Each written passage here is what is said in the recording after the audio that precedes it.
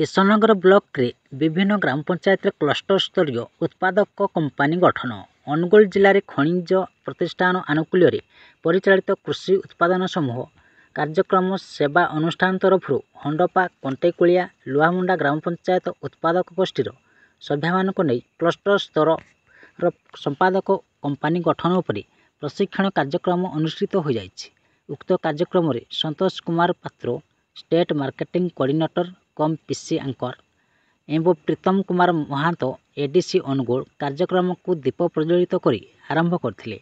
आरंभ में APC projector project manager समस्त को स्वागत कर कार्यक्रम को आरंभ करथिले। उक्त कार्यक्रम में पीजी रो कार्य और तार उपकारिता, पीसी रो लक्ष्य उद्देश्य, बीओडी मेंबर हेबापई योग्यता और निजस्व प्रमाणपत्र, उत्पादक कंपानी गठन पई आवश्यक कागजपत्र, पीसी पंजीकृत, पीसी जरिया एकत्रीकरण, व्यक्तिगत चाषर प्रतिबंधक और सामूहिक चाषर लाभ, बीओडी मेंबर, शेयर होल्डर कार्य और योग्यता उपरे पुंखानुपुंख भाव संतोष एवं प्रीतम सार बतैथिले। या सहित जोन 2 समस्त कर्मी सहयोग करिया सह क्लस्टर कोऑर्डिनेटर समस्त को धन्यवाद अर्पण कर सभा सांग करथिले।